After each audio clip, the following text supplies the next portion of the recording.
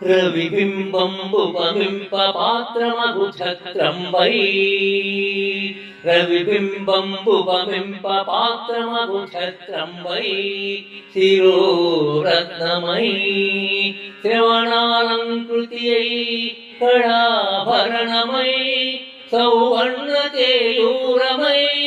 ఛలమత్కంకణమై కటిస్థలినుగం చఘంటయై నూపుర ప్రవరంబై పదపీఠమై వటుడుదా బ్రహ్మాండము నిండుతో వటుడుదా బ్రహ్మాండము నిండుతో వటుడుదా బ్రహ్మాండము నిండుతో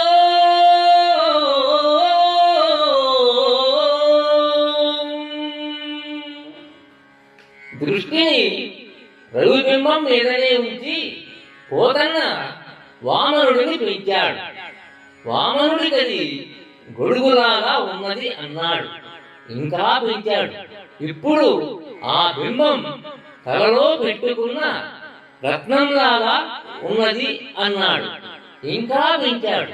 చెవి పోగులాగా ఉన్నది, ఇంకా కంఠాభరణంలాగా, ఇంకా భుజకీర్తిలాగా, ఇంకా కాలి అందెలాగా, ఇంకా ఇంకా పెంచాడు. ఆ బింబం పాదపీఠంలాగా ఉన్నది అన్నాడు. అంటే ఇంతింతై వటుడింతయై మరియు తానింతై తభో వీధిపై అంతై అన్న పద్యము, దాని తరువాత వచ్చే రవిబింబం ఉపమింప పాత్రము ఛత్రంపై శిరోరత్నమై అన్న పద్యము పోతన గారి అద్భుత కల్పనా చాతుర్యానికి తార్కాణాలు. అట్లని అది 100% కొత్తది కాదు. ఈ పద్యానికి మూలం రుయ్యకుని అలంకార సర్వస్వానికి జయరథుడు కూర్చిన విమర్శని వ్యాఖ్యలో సారాలంకార వివరణ వద్ద ఉదాహృతమై ఉన్నది. కిం ఛత్రం కిం ను రత్నం తిలకమధదధా కుండలం కౌస్తుభో. దీనిలో కొన్ని మాత్రమే పోతనామాత్రులు గ్రహించి సందర్భోచితంగా కొన్ని జోడించాడు.